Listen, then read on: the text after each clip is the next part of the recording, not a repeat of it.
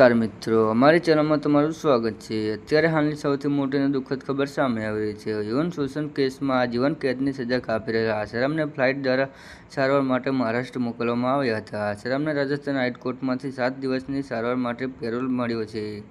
આસારામને સારવાર માટે આજે જોધપુરથી મુંબઈ લાવવામાં આવ્યા હતા। આ દરમિયાન આસારામ ફ્લાઇટમાં કોઈ મુદ્દે પોલીસ પર ગુસ્સે થતા જોવા મળ્યા હતા।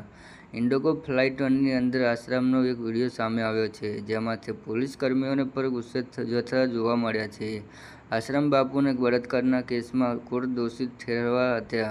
તેમના પુત્ર નારાયણ સાંઈ પણ બળાત્કારના કેસમાં જેલમાં છે। જોધપુર સેન્ટ્રલ જેલમાં બંધ આસારામ બાપુ મંગળવારે સવારે સારવાર માટે મહારાષ્ટ્ર ગયા હતા।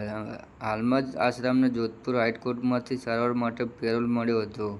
આસારામ ઇન્ડિગોની રૂટની ફ્લાઇટમાં ટેક ઓફ થયા હતા।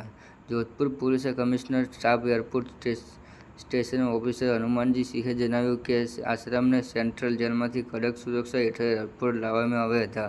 સેન્ટ્રલ જેલમાંથી નીકળ્યા બાદ એમ્બ્યુલન્સમાં આસારામને લઈને રવાના થઈ હતી, પરંતુ આસારામને ફ્લાઇટમાં ચડતાની સાથે જ પોતાનો તેવર દેખાડ્યા હતા। જી હા મિત્રો, તમને એ પણ જણાવી દઈએ કે આ હતા આજના તાજા સમાચાર, અને અમારી ચેનલ પર નવા હો તો લાઇક, શેર અને સબસ્ક્રાઈબ કરી દેજો। ધન્યવાદ।